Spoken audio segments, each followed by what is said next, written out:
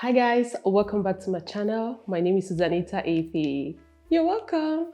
So on my channel, I'm going to be talking about my celibacy journey. I'm going to be talking about my abstaining journey, and I'm going to be talking about my spiritual life with you guys. So if this is something for you, do well to subscribe and turn on the notification bell. That being said, let's get right into the video. You guys, today I am going to be talking about masturbation and abstinence, or should I say masturbation and celibacy.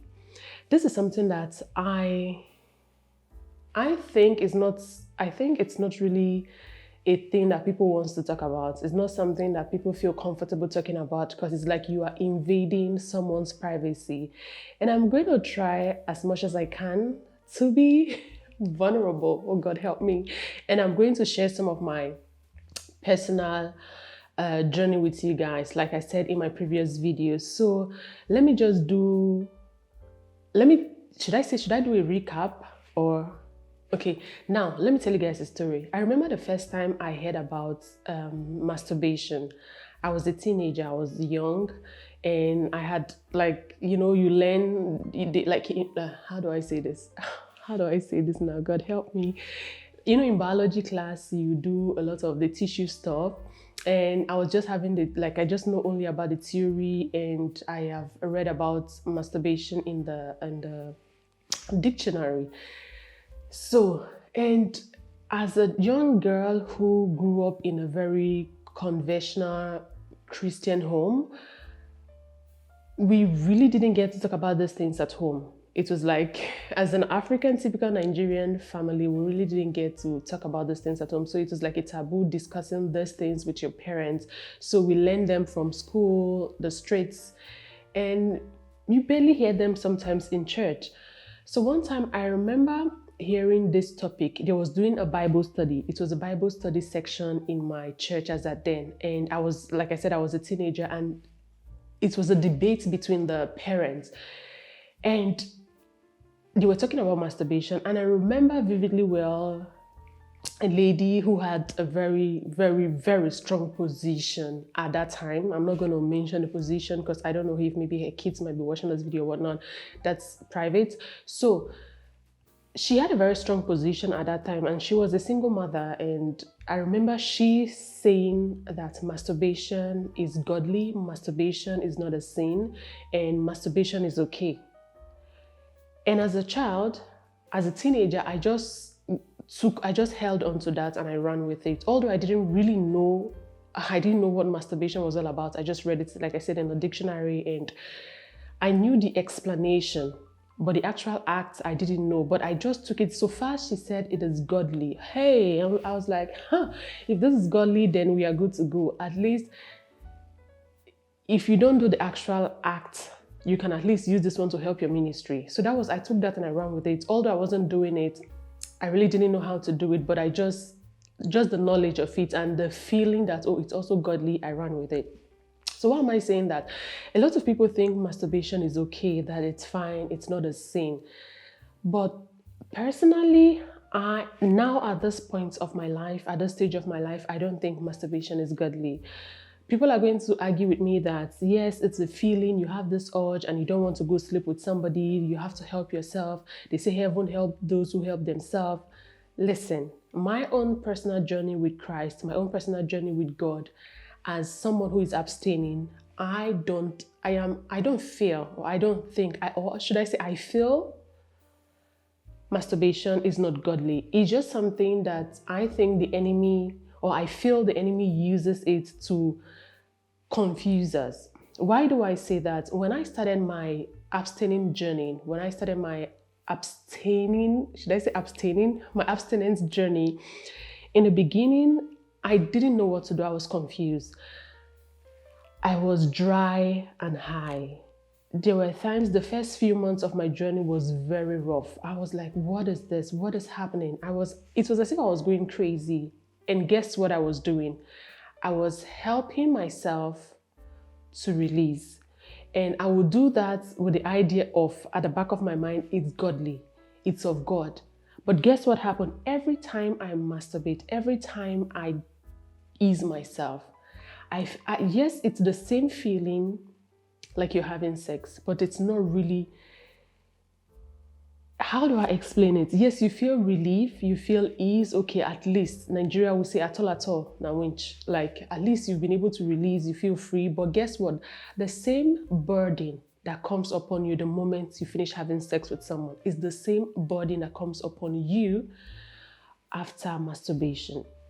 So I remember I would do it and I would feel just immediately after, or just even during the act, I feel guilty, I feel terrible, I feel unworthy. And I'm like, why am I having the same feeling?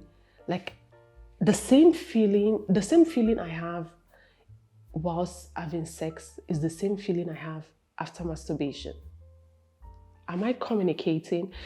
It's just the same. You know, you feel like, okay, you've helped yourself, you've released, but guess what? Spiritually, I feel it's the same effect, because personally, I have had that feeling where I have the exact same feeling. It's just as if I just finished having sex with someone.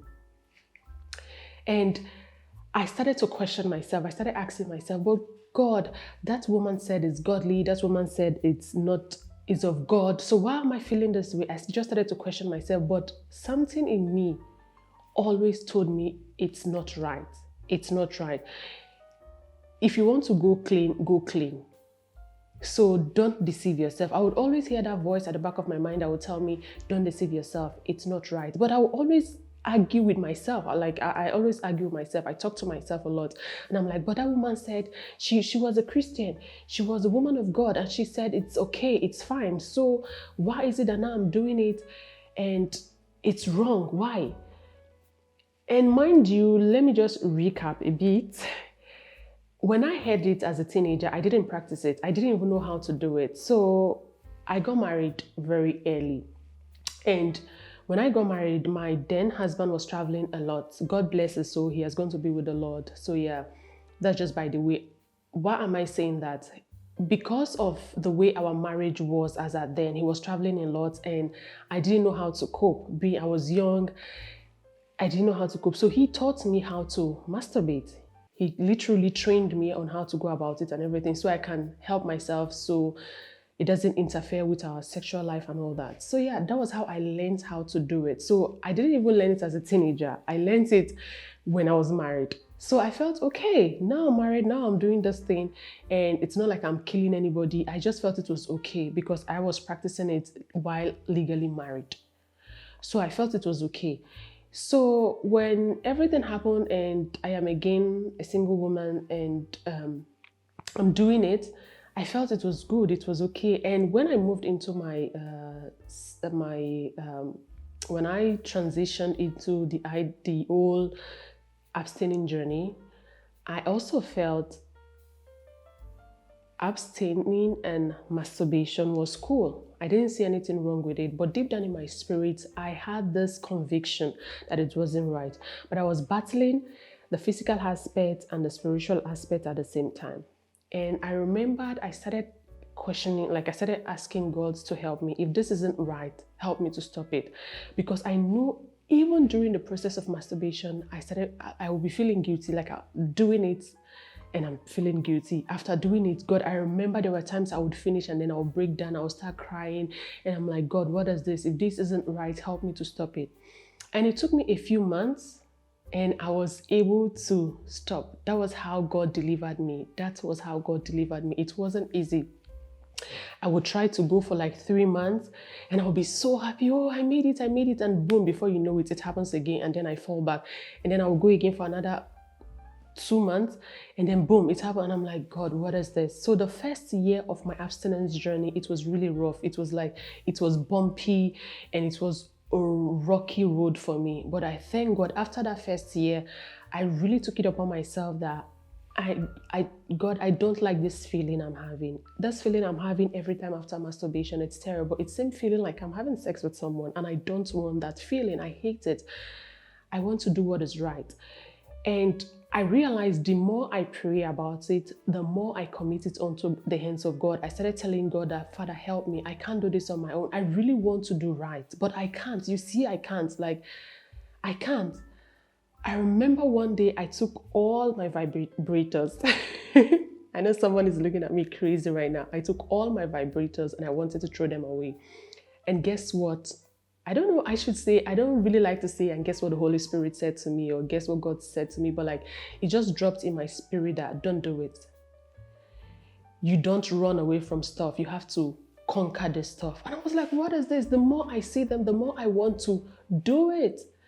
And this voice just said to me that I should leave them and I will conquer them. This is not the time to throw them away. I should leave them and I am going to conquer them. And I didn't understand what that was. So I just left them. And after like a year passed by, one day I was just checking for stuff and then I saw my vibrators and I was like, it dawned on me that I have conquered this little things. I realized it's been like a year and even more, and I haven't even done anything. I was like, oh my God, I did it, I made it, and it felt like victory. So I think God allowed me to leave them there, to see them and not to run away from them. I really cannot explain this, but I felt like seeing them after a long time without using them. When I saw them, I was like, you people. Then I started to feel like they started looking irritating to me. I left them also for a long time. After a couple of months, they started, when I see them, they were like irritating me. And I think after I think it was like 3 years later or so, I finally threw them away. But then the feeling I had when I threw them away, it was amazing. I felt like I felt like a victorious woman, because I could literally see them there and not use them. So I think the reason the Holy Spirit allowed me to leave them there and not throw them away was, how do I explain this? Really, I can't put them into words, but I think sometimes we should not run away from our problems. We should rather face them and deal with them and fight to win. Because I don't think I couldn't, I think now that maybe I could have thrown them away, but like deep down in me, I would have found other means, because you can actually use your fingers. So what's it? I'm not going to cut my hands and throw my hands away. Even if I throw those things away, I still have my 10 fingers, so I can use it. So I think God just allowed me to like leave them there and fight through and deal with it instead of running away from them. What am I trying to say? Personally, I do not think masturbation and abstinence work hand in hand. If this is something that you're battling with, I think you should talk to God about it. Let Him give you your own divine revelation, how to fight it, how to deal with it, because it's a spiritual warfare. It's a battle that you really have to fight to conquer. It's not easy. I know the devil deceives people and he will tell you, just like he told me back then, that, it's okay to do it. It's not a sin. It's fine. Doing it in marriage also, I really cannot talk on that. Because as a then when I was married, when I was doing it, I felt it was okay because I didn't want to like do some stupid stuff, being a married woman doing stupid stuff. I didn't want to do some stupid stuff. So I was just using that to help myself. I really cannot speak on it.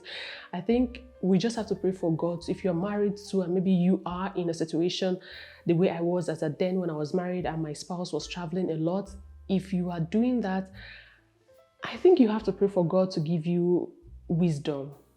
I think you have to pray for God to give you wisdom, because I don't think it's right. And even as a single woman and you are practicing abstaining, I don't think it's right. You should be able to ask God to give you guidance. That is why I keep telling people, if you want to be a celibate, if you want to abstain, ask God for guidance, because there are means and ways the devil is going to deceive you and pollute your journey. This is a journey that you need both mind, body, and soul. And I can tell you, since the last years that I have gone without masturbation, I feel so free. I feel so like, it's so good.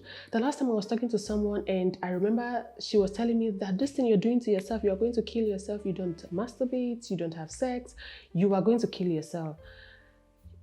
And I said to her, you've been having all the blast sex the last years. How are you better than me? You're not married, I am not married. So what's the difference? And she was just like, yeah, just have fun, just have fun. You can't go all this dry, dry, dry. I'm like, if you are no better than me in any way, I think we should just go about living our lives the way we think it's okay for us, and don't judge me, okay? Don't judge me. I'm not going to die. And don't condemn me. I'm not going to die. So I just want to encourage you, if you are battling this whole idea of abstaining, masturbation, don't fall. The devil is a bastard. And it's going to tell you that it's right, it's fine, do it. It's not easy. I cannot tell you to say, don't do it. It's bad, it's terrible. No, pray for God to help you. It's only God that will help you. He's the only one who can help you, who can give you the grace, the strength to transition. I think God did it. I remember the last day I masturbated very well, because I know even before I could finish, I started crying. I was in tears. I was in pain, and I was crying. And I prayed. In my tears, with all my stuff looking at me, I prayed. And since that day until today, God has helped me. God has been faithful, because I told him, I said, I can't do this on my own. You have to help me. You have to help me. And he has been faithful. He has really helped me. I don't even think about it anymore. Sometimes months goes by and it doesn't even cross my mind. And sometimes I wonder, I'm like, oh, really? But it's not that. I'm not denying the fact that yes, of course I do have times where I really want to have sex. But I just pray to God to help me, to take my mind away from there, to help me focus on other things, to shift my mind so that I don't dwell in that. And I also train myself in a way that I try as much as I can not to watch movies that will set my feelings ablaze. I try not to look at pictures that will set my feelings ablaze. I try not to follow pages on Instagram that will take my mind there. When I say just avoid things that they make you high, feel like movies, songs, pictures. I just try as much as I can to avoid them. If possible, limit them completely. If you can't, reduce them drastically. Those are ways that have been helping me. And I try to listen to more of gospel music. I reduce as much as I can, reduce secular music, because the more you listen to secular music and they are talking about sex, they are talking about romance, it's going to, how do I say this? It's going to make your feelings rise even higher. And you can't satisfy your feeling, because you are in a journey where you are trying to be cleanse, you're trying to be holy. And let me also quickly say this, for people who think that I am keeping myself for a man.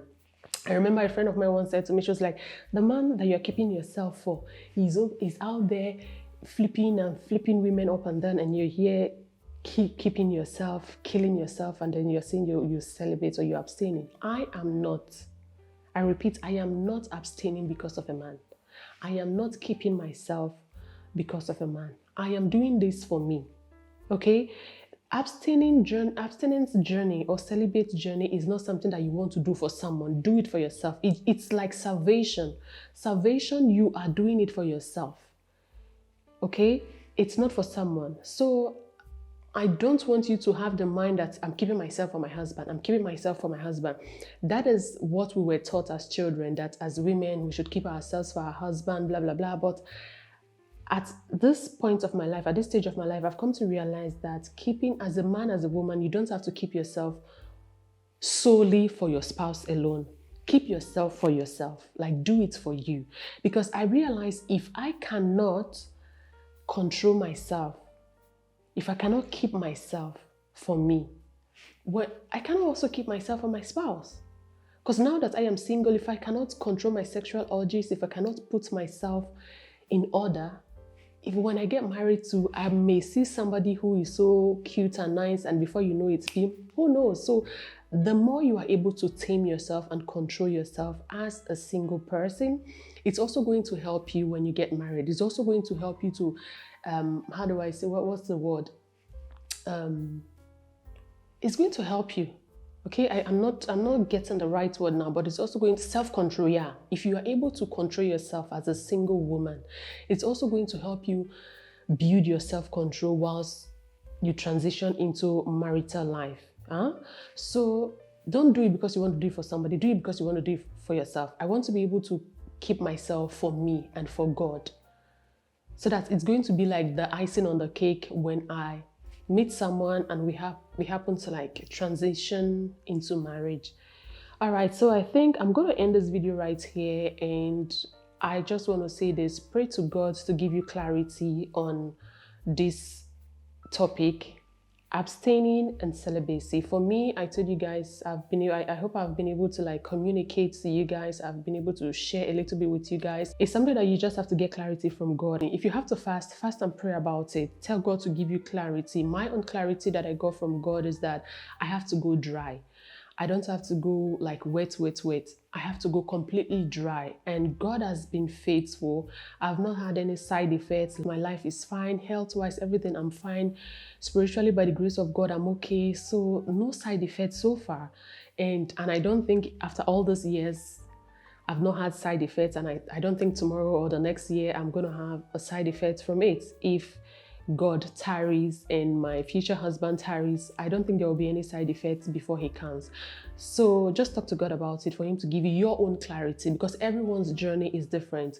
What works for me may not work for you. What works for you or what is working for you may not work for me. So I'm just sharing my own journey with you guys. Thank you so much for watching this video. Feel free to let me know what you think about this video, and if there is anything you would like to share. How are you dealing with your how are you doing in your journey? How are you doing, sister? How are you doing? Just let me know down in the comment section. Thank you so much. I love you, and be good to yourself. Bye.